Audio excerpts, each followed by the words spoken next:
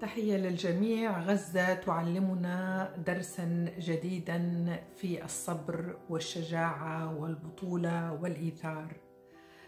أطباء دخلوا إلى قطاع غزة، ضمدوا الجراح وفضحوا جرائم الاحتلال. أتحدث هنا عن واحد منهم، الدكتور محمد الطاهر، الذي اتخذ قراراً شجاعاً في البقاء في غزة، كونه يشعر بمسؤولية كبيرة تجاه الجرحى، تحديداً من بترت أطرافهم. دكتور محمد الطاهر أجرى عمليات أشبه بالمعجزة في ظل تدهور المنظومة الصحية في قطاع غزة واستهداف وتدمير جل أو معظم المستشفيات.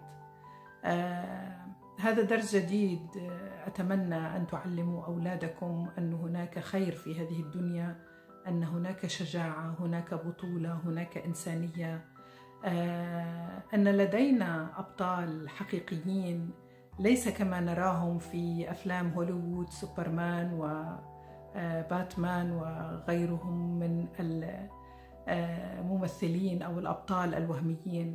نحن نملك قدرات هائلة وكفاءات هائلة، ورغم كل سوداوية ما نعيشه من أخبار، من قتل، من تجويع، هذه الكفاءات فعلا تشعرنا بالخير.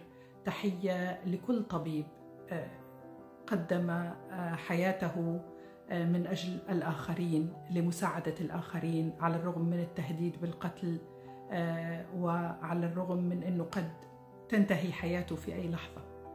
شكرا لكم، كل المحبة والتقدير لكل طبيب ساهم في زرع الابتسامة على طفل فلسطيني أو طفلة فلسطينية أو جريح فلسطيني. شكرا لكم ودمتم بخير.